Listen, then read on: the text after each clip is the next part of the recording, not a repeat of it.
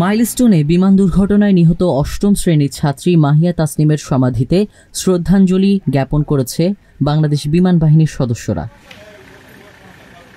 মেহেরপুর মুজিবনগরের জয়পুর গ্রামে মাহিয়া তাসনিমের নানার বাড়িতে শোকার্ত পরিবারের সদস্যদের প্রতি সমবেদনা জ্ঞাপন করেন তারা। বিমান বাহিনী প্রধানের প্রতিনিধি হিসেবে উইং কমান্ডার রেহানা ও স্কোয়াড্রন লিডার ইখতিয়ার হোসেন সহ অন্যান্য সদস্যরা তাসনিমের কবরে ফুল দিয়ে শ্রদ্ধা জ্ঞাপন করেন। মাইলস্টোন স্কুলের অষ্টম শ্রেণীর ছাত্রী চুয়াডাঙ্গার প্রয়াত প্রকৌশলী মোহাম্মদ আলীর মেয়ে তাসনিম অগ্নিদগ্ধ হয়ে হাসপাতালে চিকিৎসাধীন অবস্থায় 24 জুলাই মৃত্যুবরণ করেন।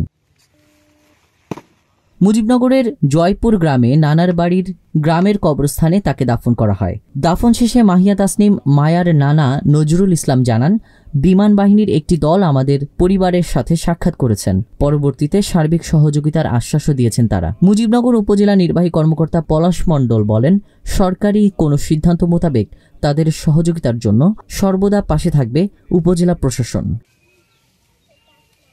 মেহেরপুর প্রতিনিধির পাঠানো তথ্য ও ভিডিও চিত্রে ডেস্ক রিপোর্ট।